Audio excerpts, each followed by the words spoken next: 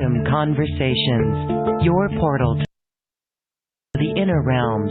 Access infinite possibilities, infinite mastery, and infinite love.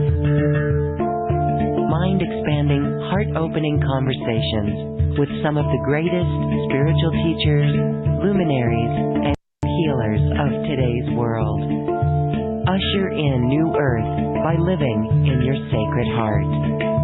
Quantum Conversations is brought to you by acoustichealth.com, home of music from the universe, online healing retreats, and this program. Claim your free registration to daily shows at acoustichealth.com.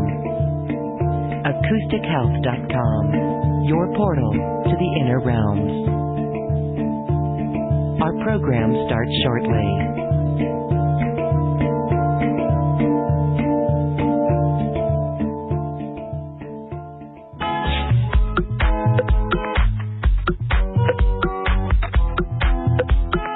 Welcome to another Quantum Conversation, brought to you by acoustichealth.com. I'm Loren Gailey, and I invite you to sit back as we enter the quantum realm, that space of the greater part of you. It is your connection to infinite possibilities, infinite potential, and infinite mastery.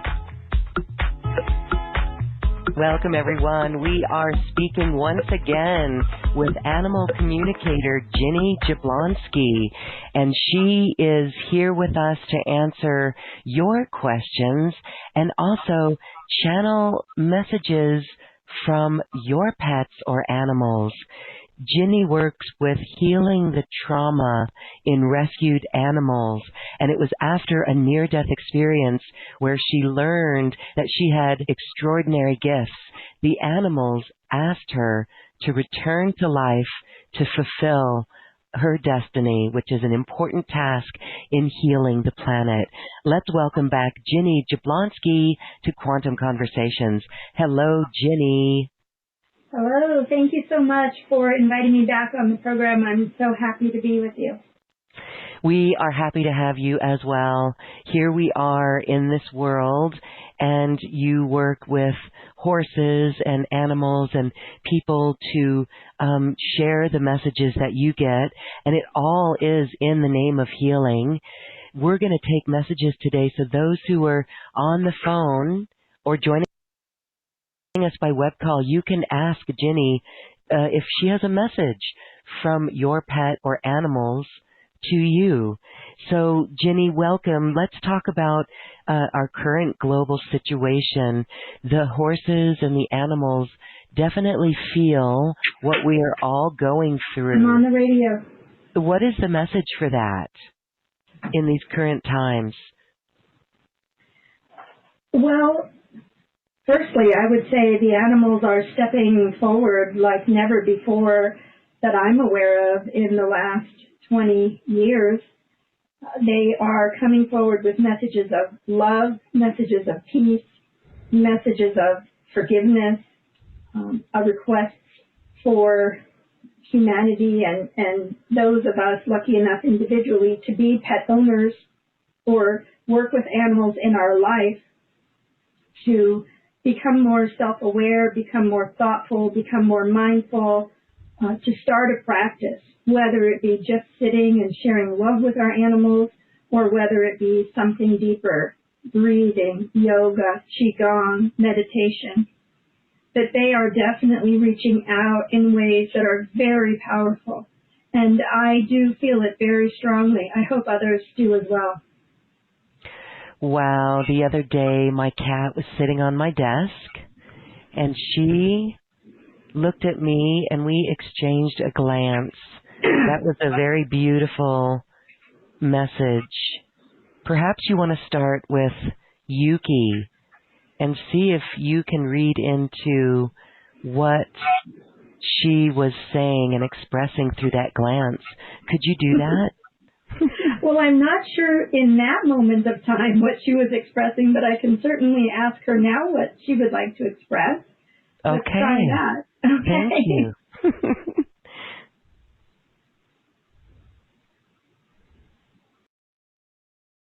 there's love in your heart. I feel the love in your heart, but I also feel the sadness. I want to commend you. I want to promote your choice, your mission on this planet, in this life, to commune with others, which is not always the most pleasant experience, to create a community where people can express themselves and people can join together to heal their hearts as well as celebrate life and celebrate love. This is what you are all about, isn't it? Yes, beautiful. Okay. Thank you for that. That does actually speak volumes, and great. All right. Well, we are all radiant, and we share the love in our hearts and transmute the sadness in our hearts. Okay. Well, let's talk about, before we take some callers, again, I want to say, if you are on the phone or if you're watching our live stream, go to the link that gets you to acoustichealth.com and join by web call. You can join by web call that connects your computer to our session, or you can dial in by the phone and you can actually hit *2, and that will raise your hand so we can unmute you so you can speak with Ginny.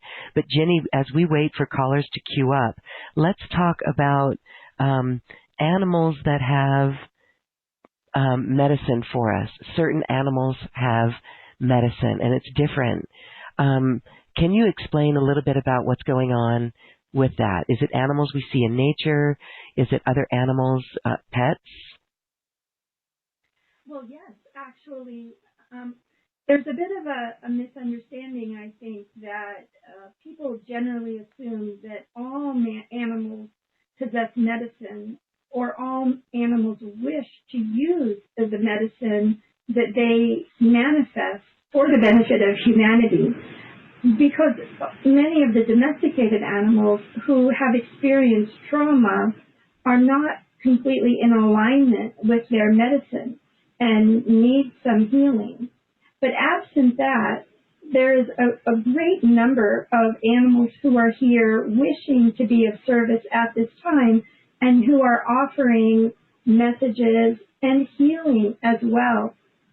And for example, there's a lot of activity in the field of equine therapy right now for people who have been abused, people who have experienced trauma, veterans. It's very well known.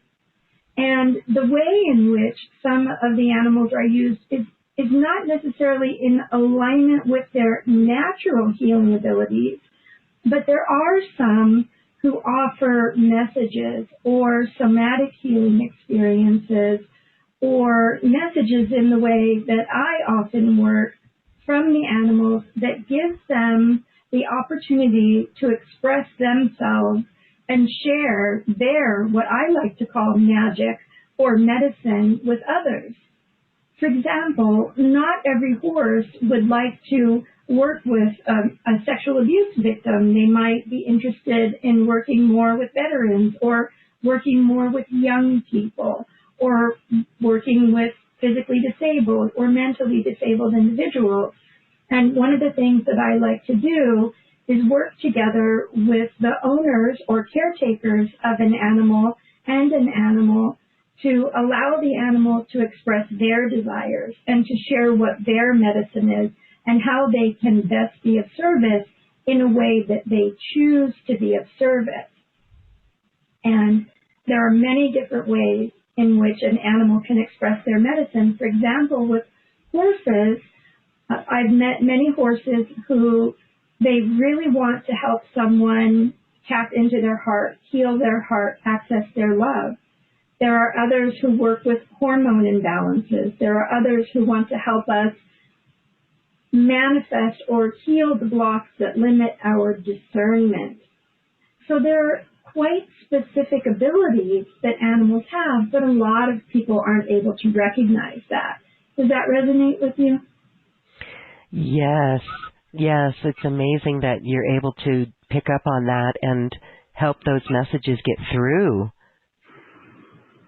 Yes, and if I might just share quickly, there's also, I think, a bit of an assumption that all animals can manage their own energy field. And for example, with dogs, therapy dogs, in therapeutic environments where they sit in an office all day with psychotherapists, or with a dog who is a service dog, or a dog who is a certified therapy dog who might be taken to assisted living facilities, senior facilities, to work with traumatized children, etc. And there have been many times that I have found that animals are making themselves sick by not choosing to do the work and not understanding how to do the work, and they're taking on a lot of energy of the people that they're working with. And now, Lauren, you and I both know that as people on our spiritual path, on our journey, that's one of the first things that we really have to learn is how to manage our own energy. And if we choose to put ourselves out there as a, air quote, healer, we need to ensure that we are not taking on the energy of our clients or our friends and family for that matter. And that does happen with animals quite a bit. And this is one of the things that I do is work with them to ensure that they are able to manage their own energy, and that just like people, we aren't taxing our own energy construct or pulling in the distorted or negative energies that we're helping people to release. Okay, so is that why sometimes animals will take on the illness of their owner or their guardian? Well, there's more than one reason that that may potentially be happening, and I have several stories around this particular subject that you're bringing up. Yes. One reason might be that we have a contractual agreement with that animal to help us in this life. But I think the meaning, the parameters of these contracts and agreements have been greatly misunderstood by the animals, because a lot of these soul families of animals are actually in a position right now where they feel that their species is threatened with potential extinction.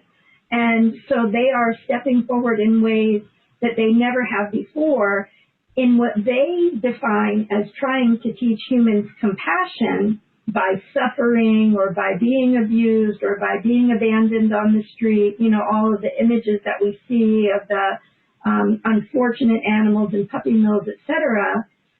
And they don't realize that what they're doing is actually hurting themselves more than they are providing a benefit to humans. So a prior life contract is one way. Another reason could be that especially in a home or an animal's perspective where they have been abandoned and adopted or gone to a foster home and then adopted to someone, they don't understand all of the shifting of quote unquote ownership. And they feel abandoned and traumatized over and over.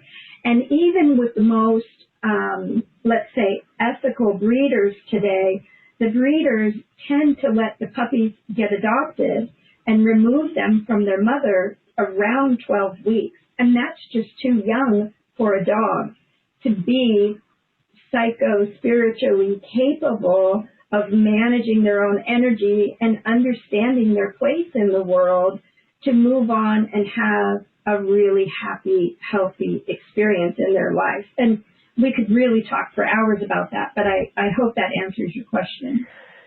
Oh, yes. Okay, so the dogs feel abandoned. That's totally understandable. It's a core wound. Isn't it amazing that you said 12 weeks, and that's too soon? Don't most puppies go to new homes at 6 weeks? Isn't that sad then? So they're going to miss their mothers. Well, what I said in my understanding is that ethical breeders keep the puppies with their mother up until 12 weeks. And the reason is because there are nutrients and amino acids and chemicals that boost their immune system and provide them proper nutrition that they need to continue to get up until 12 weeks. That is my understanding. But that is just from a nutritional standpoint. What about the nourishment of the soul and the psyche? Yeah. That's another conversation altogether. So if puppies are being placed in homes at 6 weeks, I would say that would be, from my perspective, that would be very irresponsible. Well, okay, our little Roxy came home about 6 years ago at 6 weeks old. Okay, it just helps me understand so much better because she has had a beanbag chair that has been her chair. It was the first thing she sat on, and it's her thing. We keep having to fill it in with new stuffing because, that is her place. And so, okay. Well, you just enlightened me to the 12 weeks. It's so funny. Yes, go ahead. I would just like to add some of the types of behavior problems that dogs and horses can exhibit later in life if they've been taken away from their mother too soon. I'll speak to dogs. I'll just speak with dogs right now. And that some of the things that they're unable to learn to do is socialize. They're not playing as puppies. They're not with their mother, for their mother when to tell them when to nurse, when to suckle, when it's appropriate, and when not to. And to have the conversation about what are appropriate boundaries and how to behave and when it's time to behave in this way and time to behave in another way, etc. And I've worked with several dogs who do not like physical touch. They just shake. And those dogs generally are abandoned by their mother, or their mother gets killed or something around 1, 2, 3 weeks. And that's very devastating. They don't know how to accept touch, and it's difficult as well to relate to being in a human home. So, like Cesar Millan says, one of the best things you can do for an animal is take them on a walk. And why is that? From a behavioral standpoint, it's the same as from an energy standpoint, because they walk, they exercise, they circulate their energy, they have their feet on the earth, they're grounding, they're transmuting any distortion that they might have picked up or misunderstanding or trapped emotion, etc. In the same way that a human will do qigong or yoga from a very mindful, intentional perspective, of course, to move our energy and to make sure that those energies don't solidify in our body, leading to disease. Yes. Okay, thank you for sharing on that. That really is helpful. Okay. It's amazing what you do and how you can really tune into that with the animals. For those who are not familiar with your story, give us a little a recap of how you came into this. You had a near-death experience, and the animals told you, you've got work to do. Yes, well, we did talk about this at great length on our last conversation, which was several months ago, so I wouldn't want to take that much time again today, but thank you for giving me an opportunity to share. I was a horsewoman. My husband and I rescued and rehabbed horses prior to my very severe illness, which caused me to have to retire. And throughout my retirement after 2001, my husband and I rescued and rehabbed horses, and we were very active in owning horses. And I had Lyme disease, and I didn't know it. It was never diagnosed. And about a year before my near-death experience in 2012, it became very unsafe for me to work with my own horses, ride my own horses, etc. By that time, I was on a prescription opioid, and you just don't have great judgment, discernment, balance, etc. And so I had to place my horses. One was adopted by another family, and one went to a nearby sanctuary. But I couldn't just abandon my horse there, so I went to visit him every day. And lucky for me, there were 40 horses and 70 donkeys at the sanctuary. And I would just sort of follow my horse around in the sanctuary in this very large pasture. And horses would come up to me, and I might brush one or two horses and then just go home and collapse. I had very little energy. And that didn't last very long, going every day. It was very soon, 5 days, then 3 days, then 1 day a week until I just couldn't go anymore. And about a month or so later, I experienced a near-death experience where I was propelled into the light. The opioids had caused my brain to forget to tell my lungs to breathe. So I stopped breathing, my heart stopped, and I was propelled into a white space where there was a man that I always say looked very much like Jesus. And he was, seemed quite content to take my hand and tell me that I had suffered enough and to come with him, my life was over. And just as I was about to walk away with him, I heard a noise behind me in this vision, in this light. And I was just about to put my hand in his, and I turned around, and there were what appeared to me to be my former animals that I had owned, and the 40 horses and the 70 donkeys from the sanctuary. And they were on their hind legs, just whinnying and braying and screaming in a human voice, "Don't go, don't go. Don't you remember? There's something important you have to do. You have to help us. Don't go."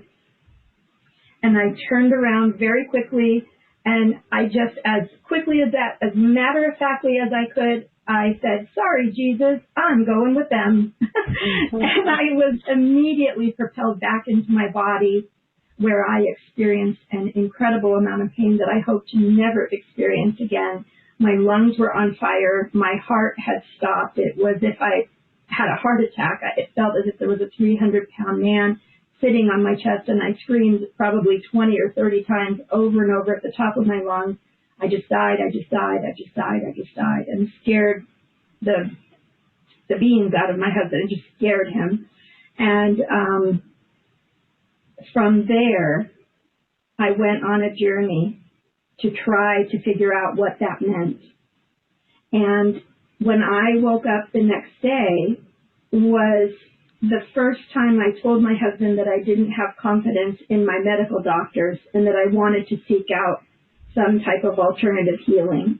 And prior to that, I didn't know anything at all about alternative healing.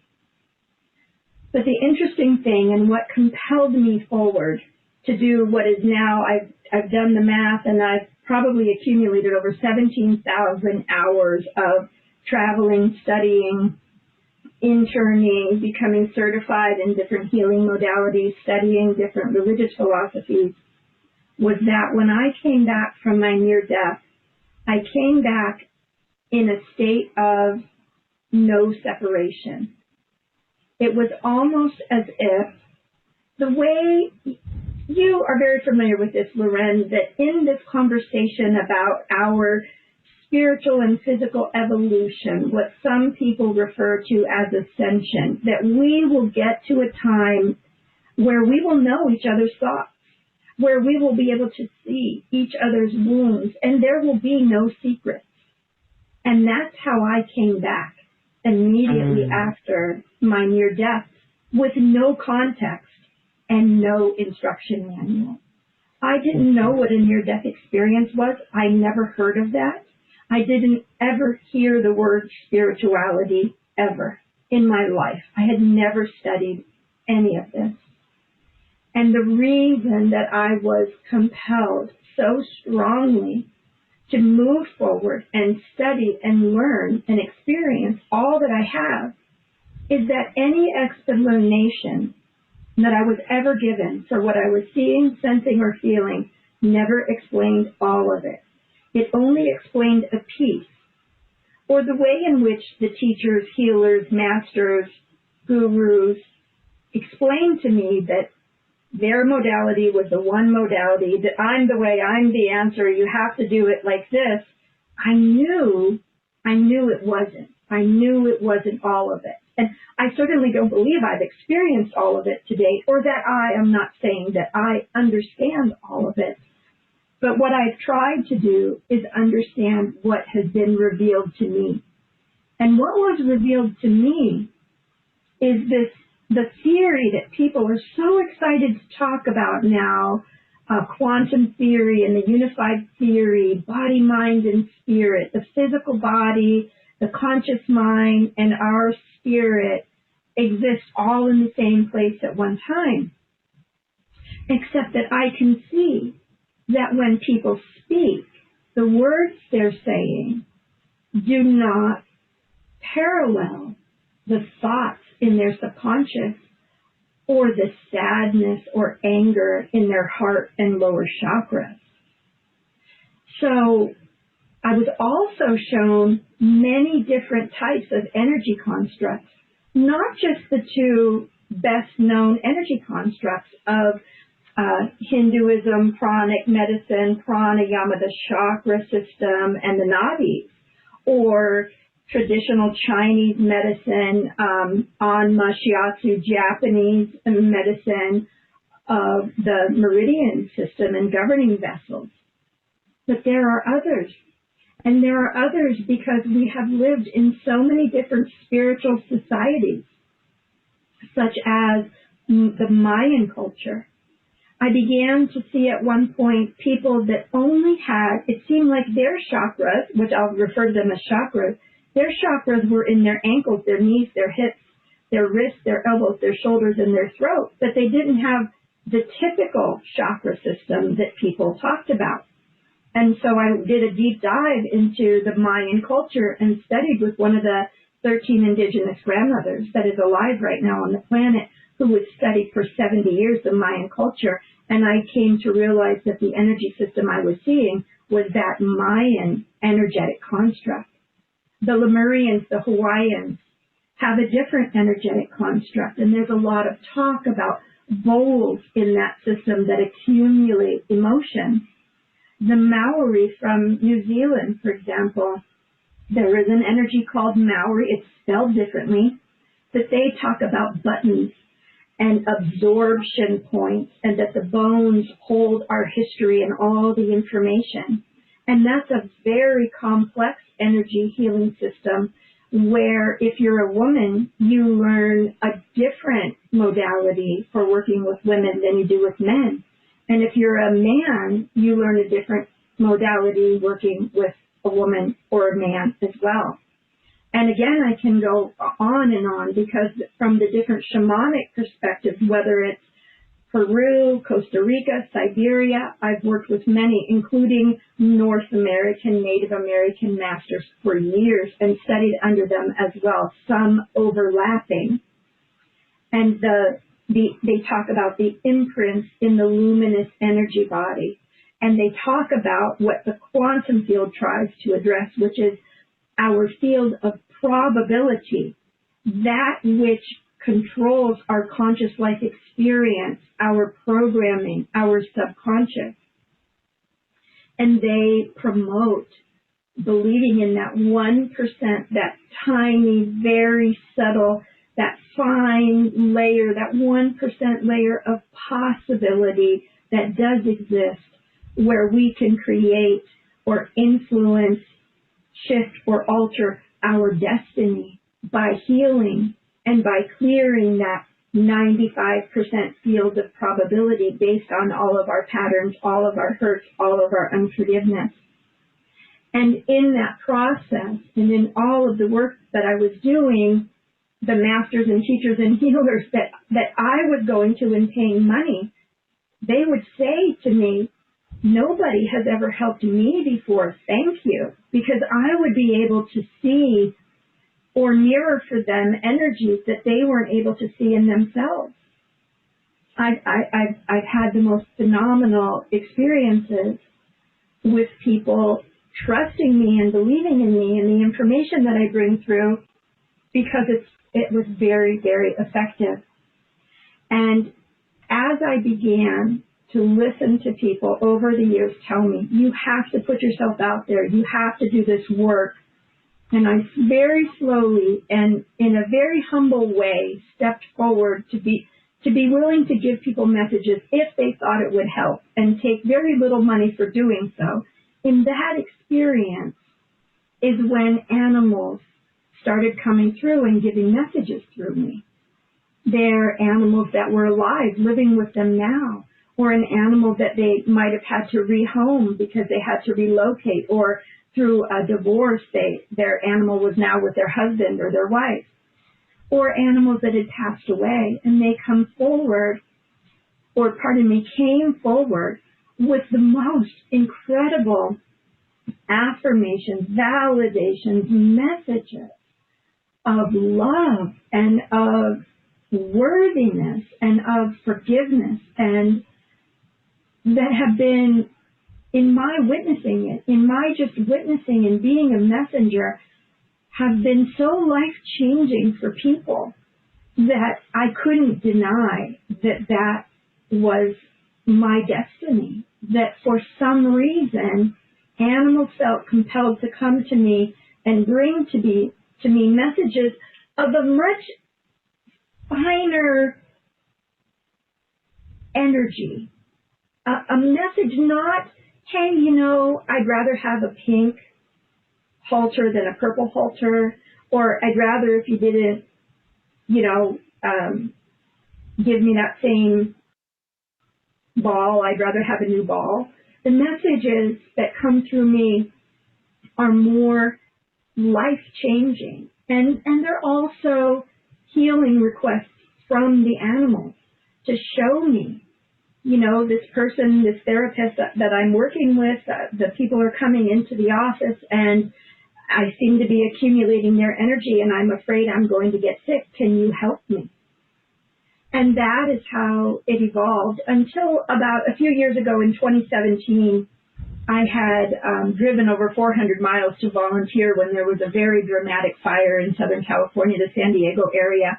And I drove down, not knowing anybody, just to volunteer to work with the traumatized animals in the fire. There were over 900 that had been evacuated to a fairgrounds, the Del Mar Fairgrounds.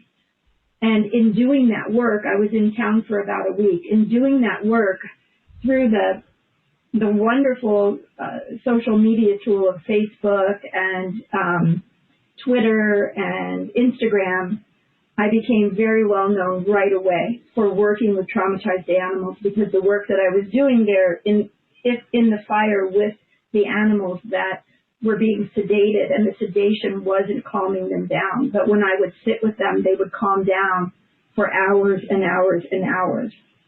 And I became very well known. And so my work shifted to really working about 60 or 70% with animals all the time, and to a lesser degree working with people. That is so, I love that story. Thank you for sharing it. And wow, we could go on a tangent and talk more about the energy constructs that you were shown of the Mayan, the Lemurian, the Hawaiian, and the Maori. But we'll try to wrap up our show with that and go deeper into that. Okay, so this is beautiful. Believing in the 1% of possibility is really a deep, deep message there. Let's go to our phone lines and let's have some questions, because I think there's some messages that you can help people with. So our first caller, this is an anonymous, so I'm just going to unmute. Hello, you're unmuted. Hello. Hello? Yes, hi, that's you. Oh, that's me. I don't know why it's coming up anonymous. It's my cell phone. What's your name? Yeah. Sue. Hi, Sue. So, Hi. how can Ginny help you today? I have several pets. I'm an animal person, but there was a couple of deceased pets. I don't know which one she would get the message from, but I had a horse that I had to give up for financial reasons and such. And he was a big horse. I was always worried that he could end up on a slaughter plane to Japan. They ship animals out of Canada on alive, very traumatic situations, long flights. And he was a big horse, and I was always worried that maybe he could have ended up that way. And I lost track of him. No one could tell me where he was. But I also had a dog that left in 2017, and I begged him to stay, but he wanted to be with his mom on the other side. And then I adopted another dog, and he all at once was sending me messages. I do animal communication too, and he wanted to come back, and I couldn't afford to have 2 dogs. So then the guilt about both these situations have both been overwhelming me for a while. I don't know what, the horse hasn't been telling me he wants to come back, but I can't get clarity whether he suffered or whether, I think he's gone. He was in his 20s when I parted ways with him, but anyways, I was just,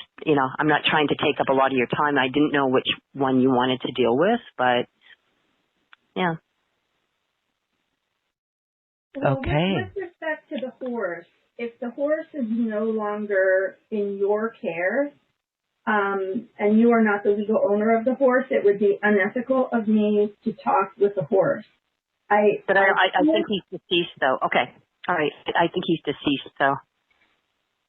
As I was going to say, I could ask his soul to help alleviate your concerns, but I guarantee you that any animal in this position with an owner who had lost touch, if the owner is asking, are they okay, did they suffer, the animal's going to tell you what they most believe you need to hear.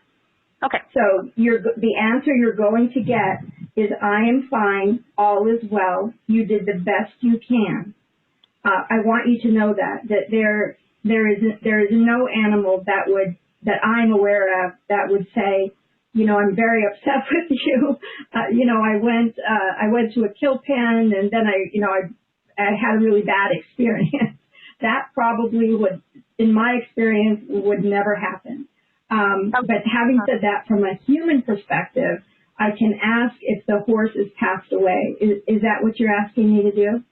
Yeah, I was just really just hoping maybe, because I had him since he was really young, so I had him a lot of years, and I was just really hoping maybe that he had a loving home before. I'm sure he's gone now. He would be really, really old now, but I mean, horses can live a very long time, but no, I was just maybe hoping maybe I could get some insight on his last time on this earth, what, like, because it was like a child to me, him, you know what I mean? It's rough. I feel some guilt,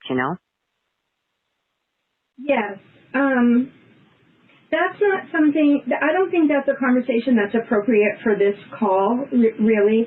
I'm happy to connect to him and get a message for you, but again, it's unethical for me to bring, I apologize. And you've talked about several different animals, and the energy is really frenetic, and I'm a little confused about who you really want me to connect with. So can you choose one animal, give me their name, whether they're alive or dead, and let's work that way. It's better for me. Okay. Let's move on to the dog then. The dog, Wagash. It's an Indian name, right? Native name. It means fox in Ojibwe, and he was, he was I never gave him away, or I never, he was with me till he died. Okay. So I was just wondering, he seemed to want to come back, so I don't know what's going on. Okay, all right.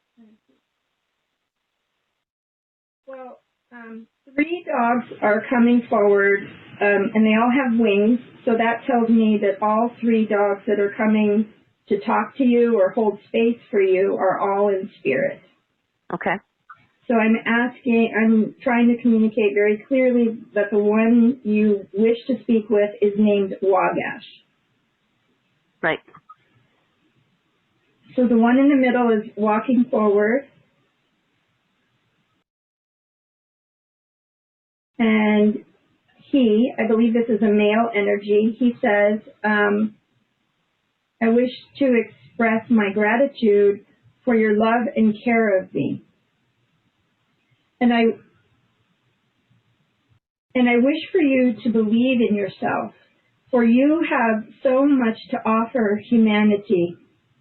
And it is only the doubt that lives within your heart, that prevents you from moving forward in a way that you would deem successful.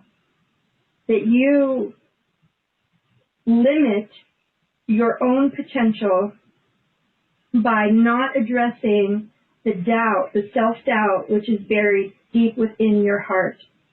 and the two that accompany me, so he's referring to the other dogs with wings, are stepping forward for you as not guides in any way, but they're making me aware that they're wisdom carriers. So are you familiar with an idea of a record keeper or a wisdom carrier? Kind of. And then he has medicine that he wants to share with you, so that in the night when you go to sleep, he and his two friends, and I only feel love from them. I don't feel any trickery here in any way. It's very loving. And oh, by the way, he says he's really glad I didn't talk to the horse, because that would have taken a lot of time and you wouldn't have been able to talk to him then. Okay, yeah, of course. Yeah, so because this is all about him right now. He's sharing, he's on center stage.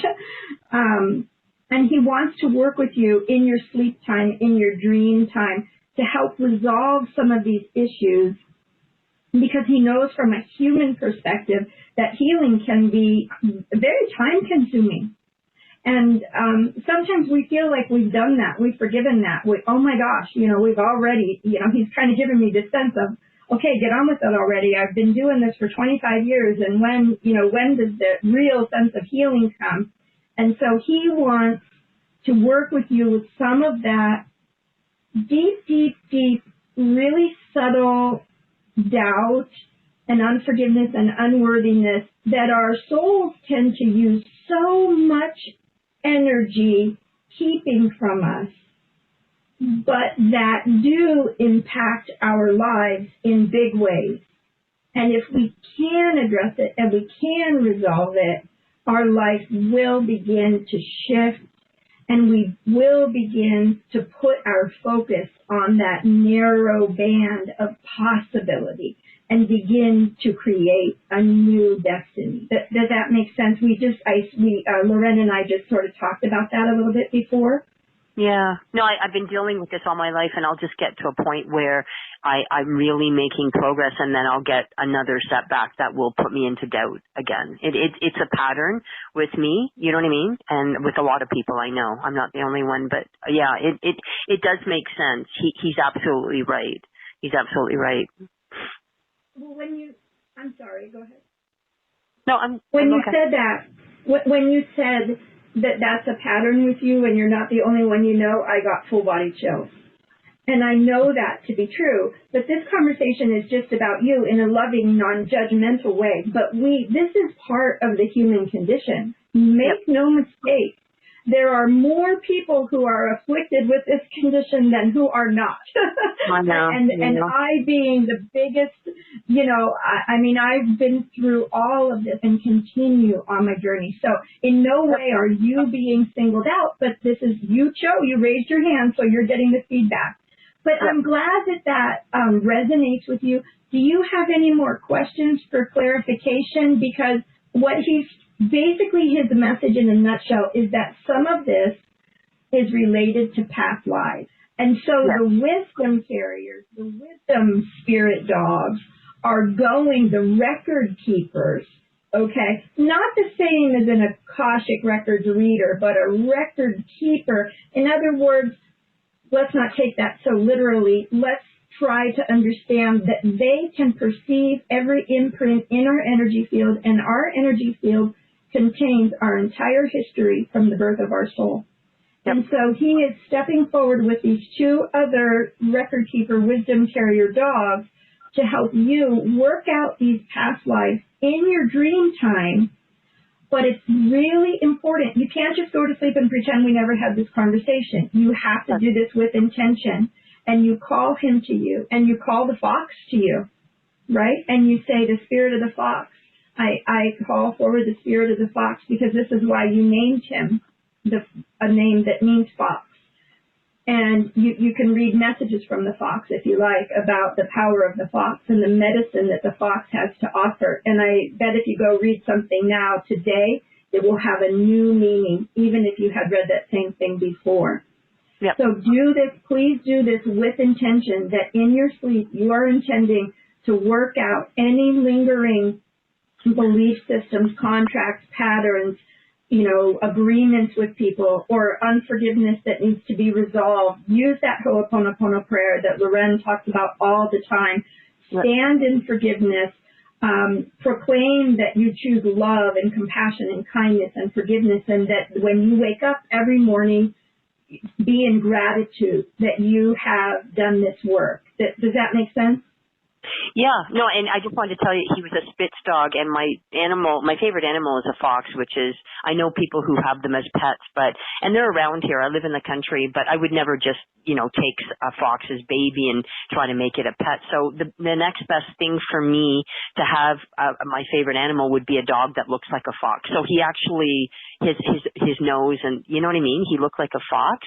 But also, I just wanted to ask you, I don't want to take too much more of your time, but does he want to come back as a dog again with me, or is he okay? Either way, I'm good. If he wants to come back, we'll figure it out. If he doesn't, right now, I'm good. Can you just ask him that if he wants to come back incarnate again? As of today, he's content to do his work on the other side. He feels that he is fulfilling his soul mission as of today. That doesn't mean that in the future it might not change, but today he's very confident that he is doing the work he was meant to do. And he knows I have another dog, right? He's okay with that? I don't know. Do you want me to ask that as well? Sure. Yeah. I adopted another dog after he passed away. Yes, he's aware. And he's okay. What do you mean?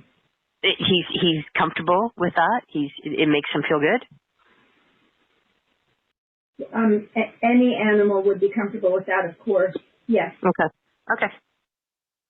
No, because I have I love my dog. He's lying right at my feet, right? And I'm sure he's listening. I love him dearly, but I mean, I had a really special soul connection with this dog that passed away. That's why I asked you about him. You know what I mean? So. Cool. Thank you, Sue. Thank you so much for calling. Pardon me? Yes. Thank you for calling, Sue. Yeah, so glad that you I could talk appreciate it. with your dog that way. That's so great. Yeah, thank you so much. Thank you. Healing, yes, the healing power of animals. Beautiful. Okay, let's go to a question. There's some questions coming in. I want to kind of get back and forth. So I'm going to read this one. Let's see. All right, this is from Faye. Is there a message from our little dog, Snow? He's a Chinese crested. I don't know what that is. He has trauma for when he arrived to us, and he doesn't trust other people or dogs, and he sometimes bites. Do you have a message for Faye from their dog, Snow? My preference is to work with animals where I'm actually talking with the owner so that I'm connected. The way I work is very interesting. It's actually through the heart connection of the owner. So I don't know whether or not I can get a message for a dog from an email, but why don't I try? I've never done it like this before, but let's try and see what happens. And could you please, Loren, repeat the name of the dog? The dog's name is Snow. Okay, and is it alive or dead, did you say? He's alive. He does not trust other people, yes. Well, firstly, the human part of me would like to invite Faye to get a session with me for sure, because any traumatized animal that has a lot of trapped emotions or emotions attached to memories or fear or the feelings of abandonment and mistrust would definitely benefit from a trauma release session. So let me see if I can.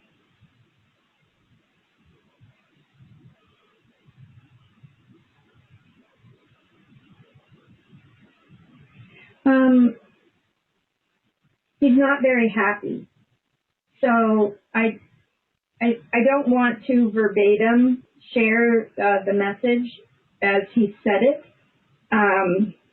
But basically, I think what I'd like to do for Faye is suggest to try to work on her partnership with him, and that is to sit and share heart space with her dog, and to imagine that, as Heart Math talks about, right, breathing into our heart space.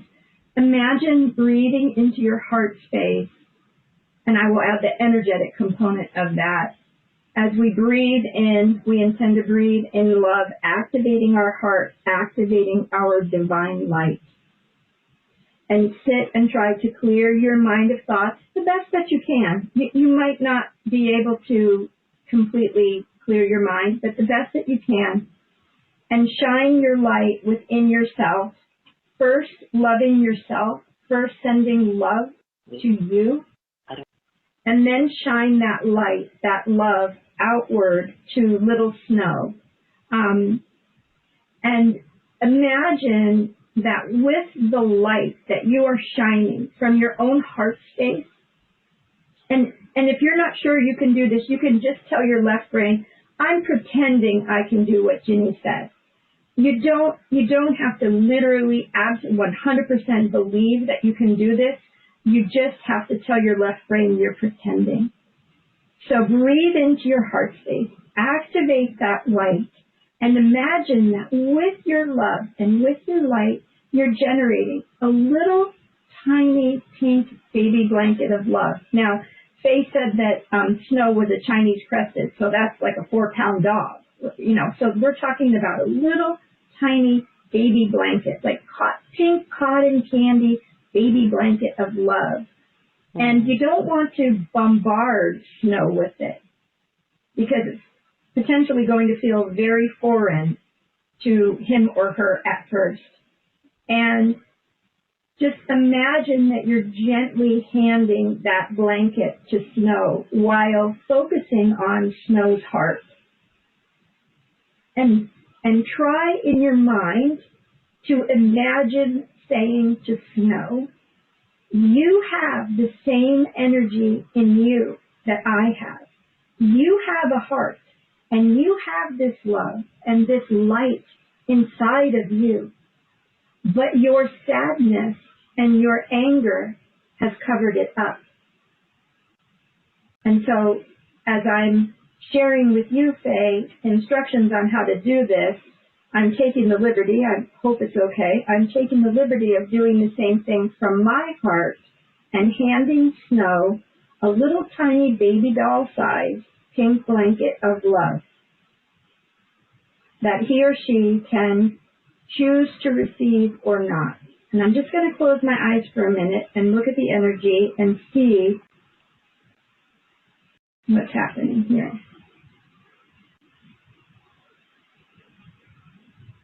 So the first little pink blanket of love got absorbed, except there's a bit of it lingering right around the shoulders and the heart area.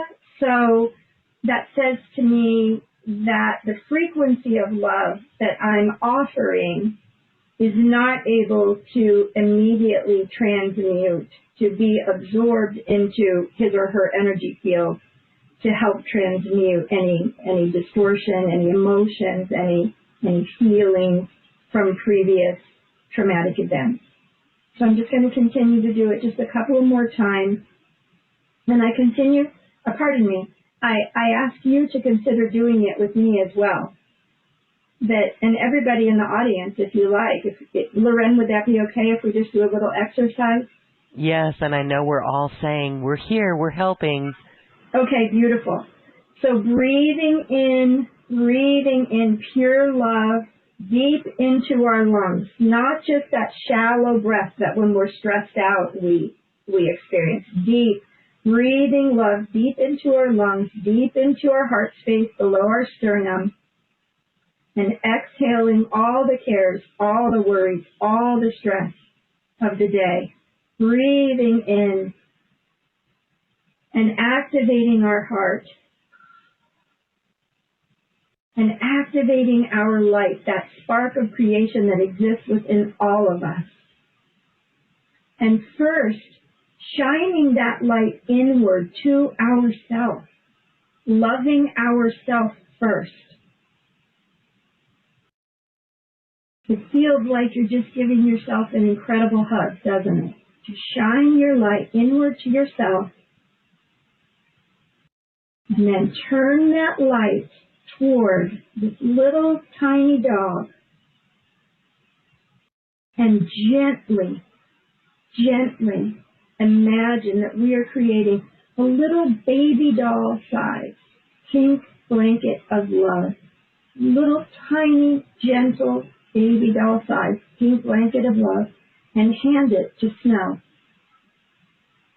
And now Snow can truly see how many people, how many human beings are witnessing his or her experience and witnessing his or her distress and pain and suffering. And we're asking Snow to receive this love and to allow the love to transmute all of the trapped emotions, the cellular memory of trauma, the blame, the misunderstanding of the previous circumstances. And in this exercise, I've had a bit of a vision and gotten some information, so I invite everybody to just make sure that you're in your body if you haven't floated over to Snow's location. That's very possible and highly probable with this audience. I invite you to come back gently into your own body and shine your light for yourself and using your own power of creation and your own love to clear your energy field. But I want to give Faye a message from Snow. And this message is considerably different from the first message to her. I know the sense of it, but I don't have the words, so let me be quiet and listen.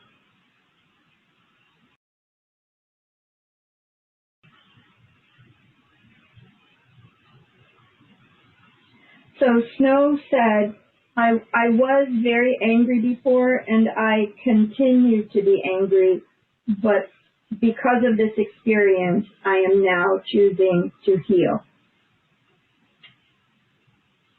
And that's all I have for Faye.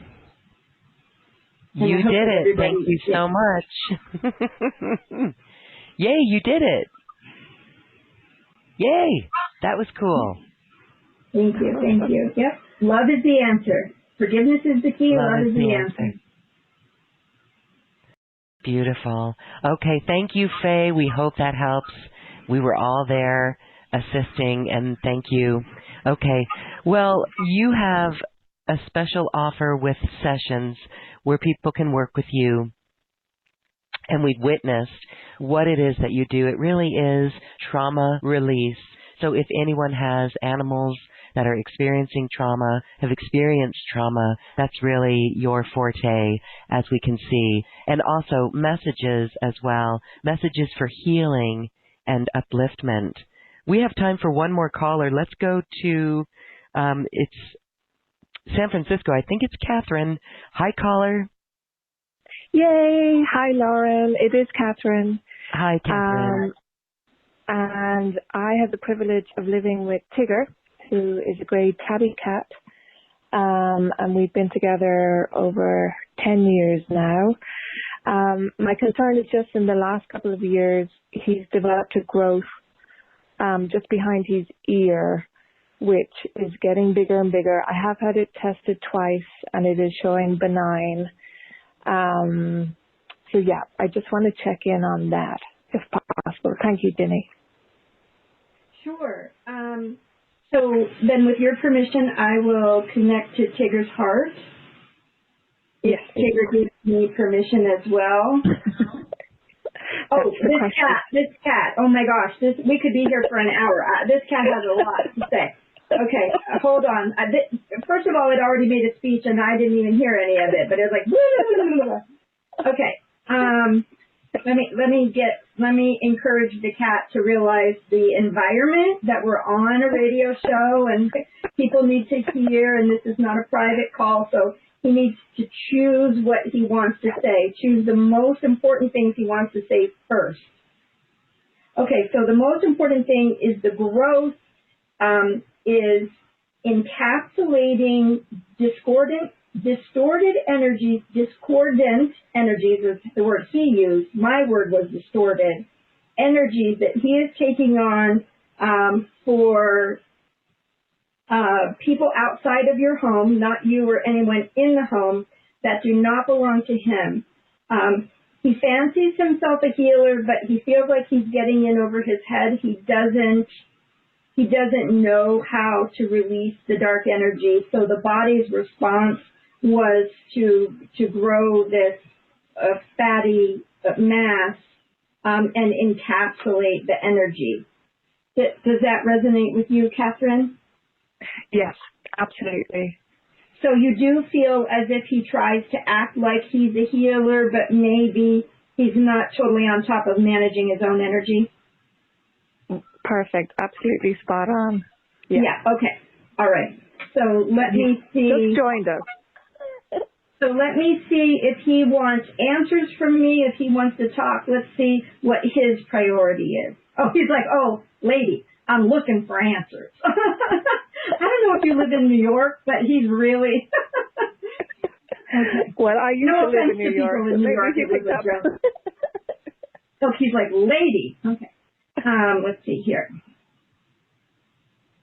So I get that it's because of a past life. It's a pattern in a past life. He's showing me in a past life he moved interdimensionally.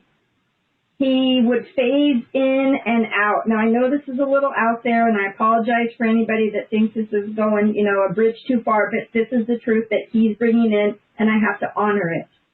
So he's showing me that in his interdimensional travel through astral realms, etc., he picked up a lot of psychic garbage. And this might be the perfect time, Loren, and I hope it's okay for me to say, and if you've listened at least this far in the conversation, you probably care a little bit about my experience and what I have to say and offer. And I have to really caution everybody, please, please, please be careful. Please be careful. The psycho-spiritual realm of the earth is very contaminated. And when we choose to journey or astral travel, etc., if we're going to learn this, it's important. And I'm sorry for interrupting here, but this is important for your cat and animals as well, for all of us to hear, that we need to be on a journey of healing, and we need to learn how to manage our own energy, to move energy. We need to try to be on a path to ensuring, if not now, but at some time in the future, that we're not going to take other people's energies into our system, and that we don't do things that degrade our energy field in order that psychic parasites and other types of yucky words and descriptions of things might come and attach to us. Because these are things that drain our energy, cause us to have brain fog, cause us to be distracted, unsteady, and oftentimes be very short-sighted, triggered, have anxiety, you name it. The list goes on and on and on. And it applies to animals as well. So I am so grateful that Tigger brought this as an issue forward today, that I was able to share that concern. Please make sure that you're working with people who have integrity and who can help you clear, or at least know someone that can help you clear if you get in a little bit of a bind. So back to Tigger. So basically he has what I would term, what others, and this is not a term that I made up, others in the metaphysical realm call a psychic leech, which is basically an aspect of a soul somewhere who is either incapable or unwilling of healing, and they are just sort of floating around, refusing to go to the other side and do their work, and they're basically floating around and attaching and leeching energy off of others. And he picked this up. Now, it doesn't have anything to do with his direct soul or soul family. It's a hitchhiker. So it's not something for him that we can resolve a past life directly, but it doesn't mean that we don't want to offer healing to this being. Now, I have to say I'm not one that ever shies away from a challenge, And there are a lot of, people out there that say we should only look at the light, we should only work with the light and all of that. And I don't really feel that way. I feel like anything like this that comes up is an opportunity for healing. It's an opportunity to learn, heal, and grow for us. And it's an opportunity for the being, because the being revealed itself to us for a reason. And 9 times out of 10, all these beings really want is a little bit of help, a little bit of love, a little bit of direction, and then we're done. Now, can we get ourselves into some problem sometime? It's not for the faint of heart. It's not for an inexperienced person, but it can be done. And from my perspective, it's something, if we truly believe that we are all one, and we truly believe that all of the healing that you do and I do ripples in a pond and affects the whole, then this is just another perspective of a ripple in a pond. So for Tigger, what I'd like to do is look at this entity that's on him, and with Tigger's soul's permission and yours, Catherine, as well, I'm going to ask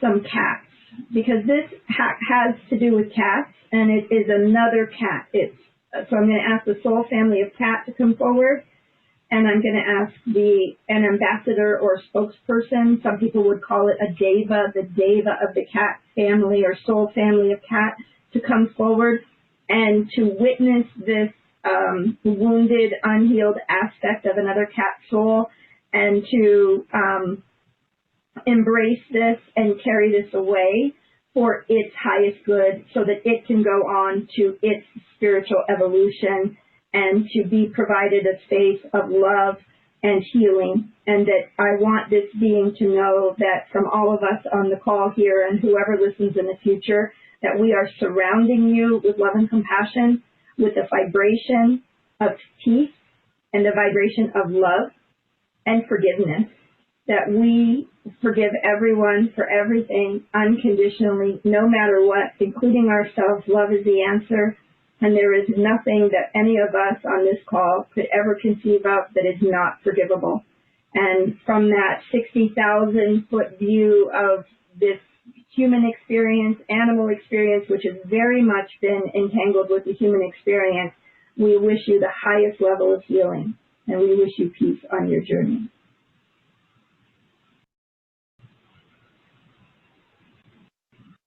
So we're just holding space for a minute. It's kind of embedded. Again, this is not this life, it's a past life, so it's a thick energy. So we're asking the soul family of cat for help. We're just witnessing this. And I'm slowly seeing a golden, opalescent, almost light penetrate.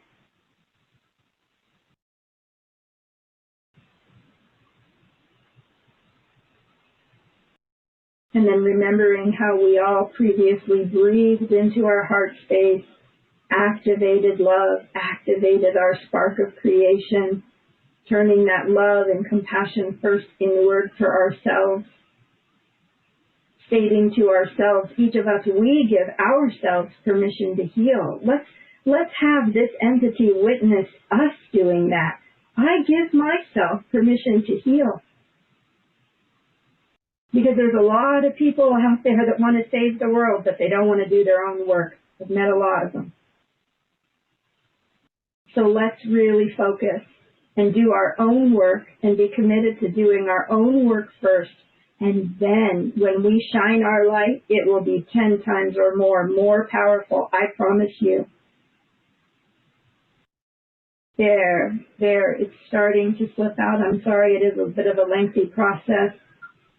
It's like a slow motion CGI visual. Catherine, are you picking up on any of this? I am. It's funny. I'm feeling it in my own skull, almost. And yeah, a feeling of peace just came there about a nanosecond ago. I apologize, I interrupted you, but right as you said a feeling of peace, then a roll of chills came right through my body, and I felt a release. So I apologize. Go ahead. Oh no, I'm just seeing a really bright light now. Surround us both, actually. And he is a beautiful being, as Gabby as he is, or Gobby. He, he's an incredible heart. And I would just hate to think of him in any pain. Well, I have to tell you, this is not self-promotion in any way, but he just said, I have to talk to you more in the future.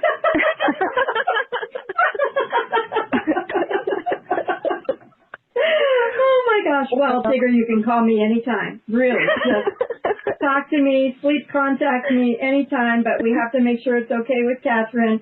But I am certainly ready to hear what you have to say.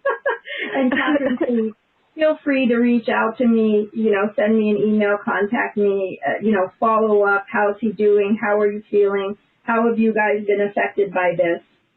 Oh, bless you, Jenny. I really appreciate that. I can't thank you enough. Oh, you're so welcome. Lauren. Oh, absolutely, Lauren as well. And I just really truly enjoy working with people who are sensitive and intuitive and open and can participate. And there is an absolute sense of validation and truth in the process that is transpiring. And so thank you very much. Thank you, Catherine. Thank you, Lauren, as ever. Really amazing. Interdimensional traveler with that cat. How cool. Very, very cool. Wow, Ginny, you are really amazing. It is so fun to watch. So fun. And you really do help so many animals and humans heal. And that's the name of the game. Well, thank you. And it's interesting. Right before the call, I jotted down 2 experiences with animals that I thought I might be able to share today. And again, I meditated, and please bring the proper, the perfect people to the call and everything. And the 2 examples of the hundreds that I could share are past life examples with animals. So may I quickly share just 2?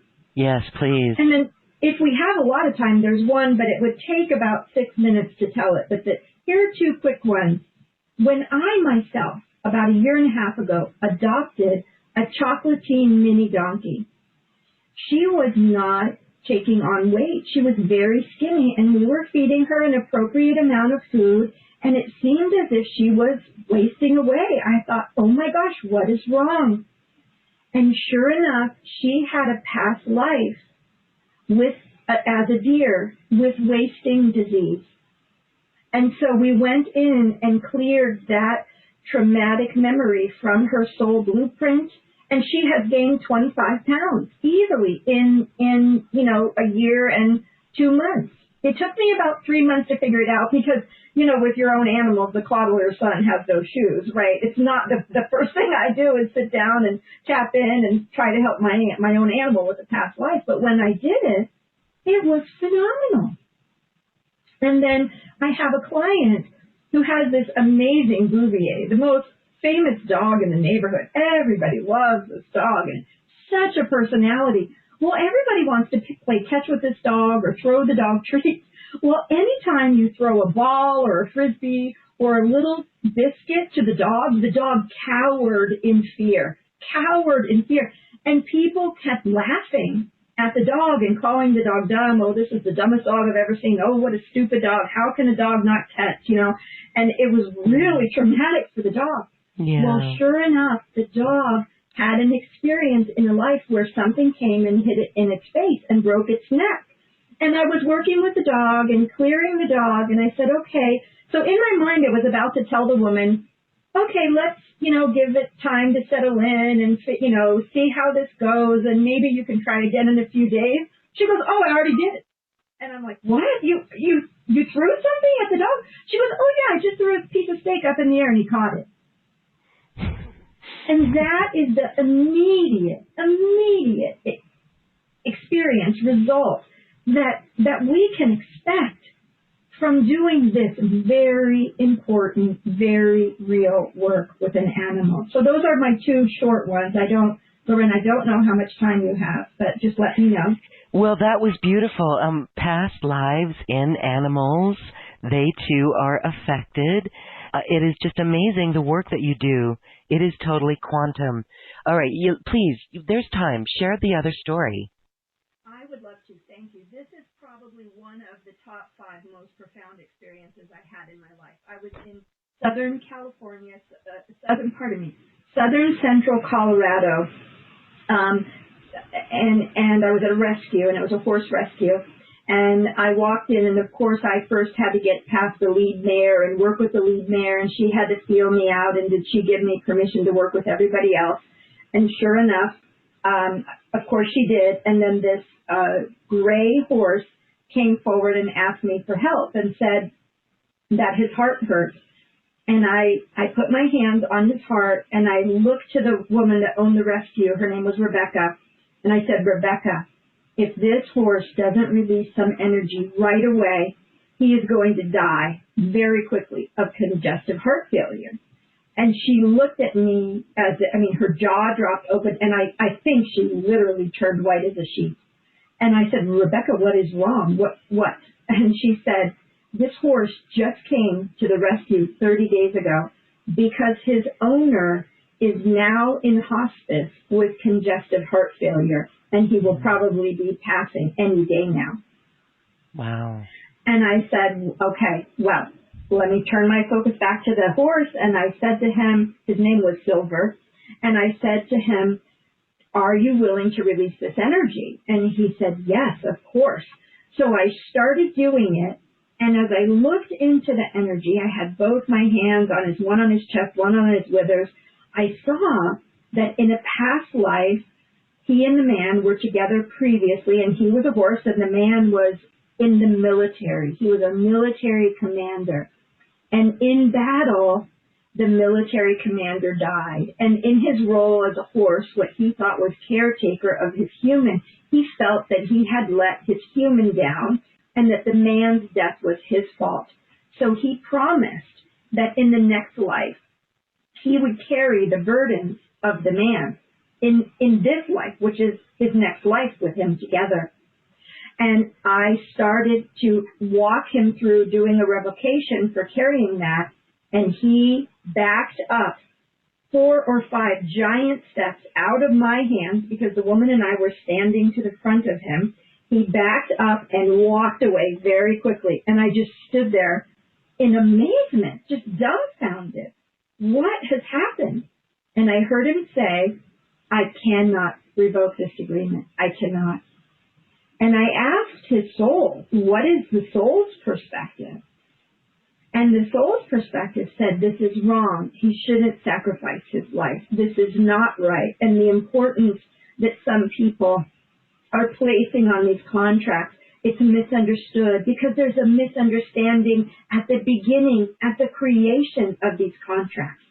So I stood in the middle of the pasture, and with the woman's permission, I yelled out to all of the horses. I said, you know, guys, this is really, and pardon my French, Lorraine, this is BS, okay? This is so wrong.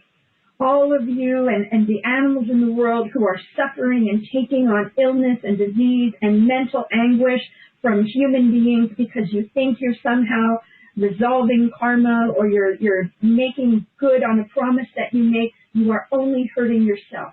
You are distorting your own experience. And I want to walk you through, all of you, all of us together, a revocation to release these agreements, which are literally like we're in a double bind. We are just bound to suffering, and we can't get out because we don't go back to the beginning and say, wow, this was not a good idea to begin with, right? And so I do it, and I kind of forget about Silver because that was a really dramatic conversation, and there's energy around that, and we walk away, and I work with a donkey, and, the donkey had never been able to get the farrier before or lift up his feet, and I work with the donkey, and I reach down, and I pick up the donkey's feet, and it's just amazing, this beautiful, amazing experience, and I'm about to walk out of the pasture, I'm done for the afternoon, and Silver walks up to me and says, I'm ready now, can you help me? And there's a picture on my website of me in a field in Colorado, standing in front of a horse with my hands around his head, with my forehead against his forehead, and that's the horse, Silver. There is there is a client testimonial that doesn't speak to this particular conversation, but it's from the woman at the rescue in Colorado, and there's a picture of me and this horse, and I'm wearing sort of an electric blue equestrian top and a pair of jeans in the picture. And it is one of, if not my favorite photo. I mean, it's not the most beautiful likeness of me. You know, you can see all my bulges and everything, you know, so it's not a professional photo, but it's probably my favorite photo of all time of working with a horse, because that was the immediate result of having a conversation with the soul family, with this herd, encouraging all of them to release the ties that bind them, the entanglement with other people, and these ridiculous agreements to suffer because we think we did something wrong, so we deserve to suffer. And what happened? He walked up to me and did his healing, and he doesn't have any signs of congestive heart failure at all. That is so amazing. The power of the healing, amazing. That is truly quantum. All in the name of love, healing. That's powerful. Right. Well, you know, they talk about quantum theory, and I'm not, I think I already spoke to this, so I don't want to repeat myself, but I'm not completely sure from a psycho-spiritual perspective that we're getting it. It's sort of chic now to say, oh, I see the body and the consciousness as one, because quantum mechanics have proven that the body and consciousness are one. But the fact is, our biology is controlled by our genes, but our genes are controlled by our consciousness. And I'm here to tell you that the consciousness is separate. It exists in a separate plane. I can see it. I can see it when people talk, and I can see the relationship between the upregulation and the downregulation of our genes based on our prior wounds and unforgiveness, and how that plays out in our health and well-being. So yes. I love that people talk about the quantum field or the unified field. I think quantum field is a misnomer, the quantum theory and the unified field. But I feel like those people who are like us, who are probably most people listening to this call, we're trying too hard to placate science by saying, look, see, science validates what we've been trying to say all along, and it's taking us away from that field of possibility and potential, because it's wanting us to focus on what exists, what is, and not clear that and release it to manifest our highest potential, which is what we are all destined to do, in my opinion. Yes. Yes, if we can just get through the clearing. Get through the clearing. And it does pick up speed. It really does when we begin to do it. And it's awareness, awareness, awareness, awareness. And this connection with our higher self. When you talk about the unified field, to me that really is the connection of our higher self. That's where our higher self resides, and the information is there. And so clearing out the trauma like this absolutely taps us in even more so to this greatness that we are. So I really do honor the work that you do, Ginny, on this beautiful scale. And we, again, have to say thank you for coming back, and thank you for doing the work that you do. And thank you for having me. And I thank the audience for being willing and to listen and to hold space. And I'm hoping that I get to meet with, talk with, work with some of them soon or in the future. Yes, and you can access Ginny's special offer on the link on this webpage. She's got a couple of offerings for an individual session or multiple sessions. Those are really beautiful and give you the space that you need to get the work done. Ginny, I want to give you a moment to share more about your special offers, as we want to give you time to mention those. Right. Well, Today's date, in case anybody isn't aware that's listening to this now, we're recording this on June 23rd. So the current climate the financial climate is very uncertain. There's a lot going on in the world. And with that in mind, I have greatly reduced my prices. So I want you to know that if you are able to take advantage of the special pricing that I have now, these prices will not last forever. I'm hoping that we get back on track as a nation, as a world.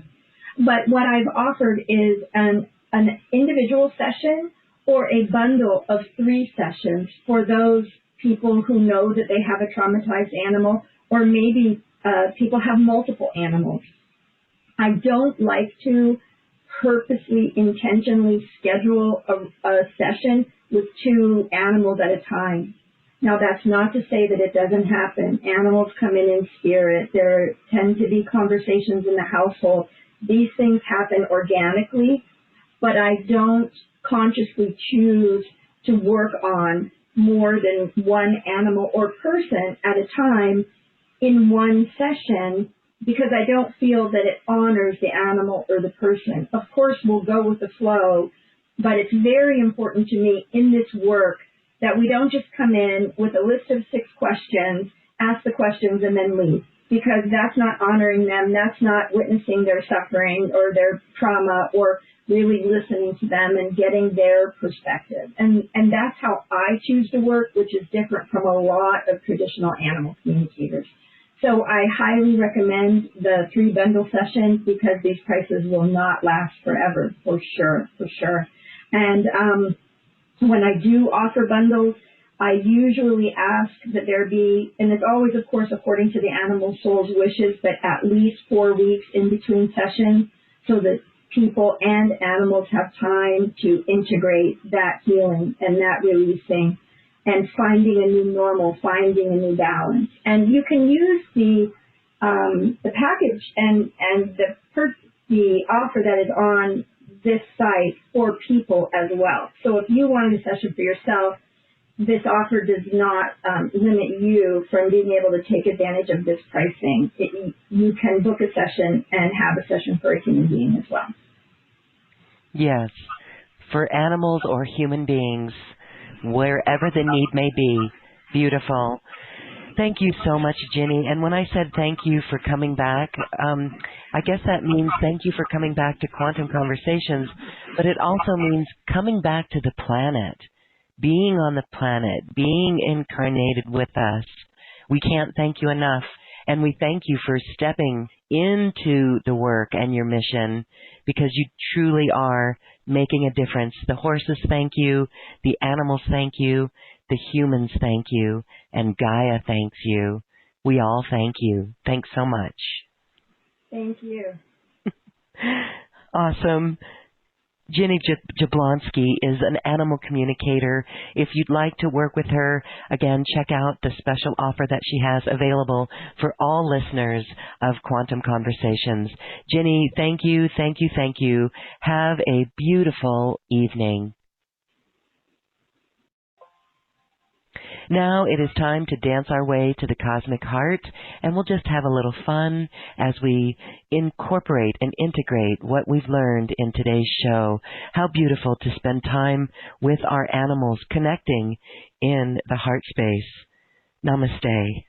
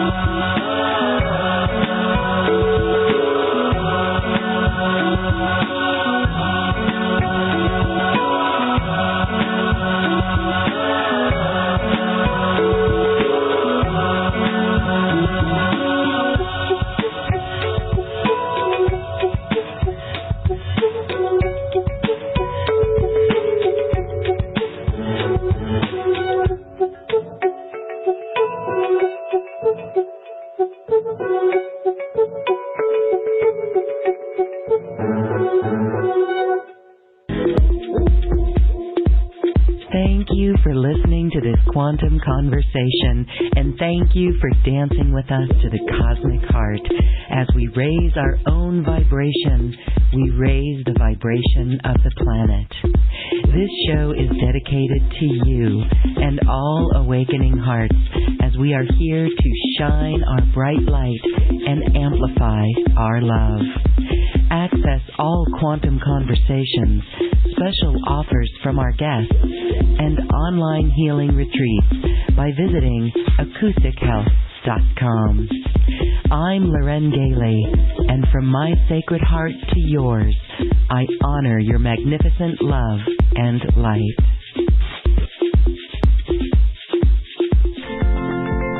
We leave you now with music from the universe. Music literally created by the universe, as musical notes were assigned to mathematical equations. The result is this beautiful music, available at acoustichealth.com. Namaste.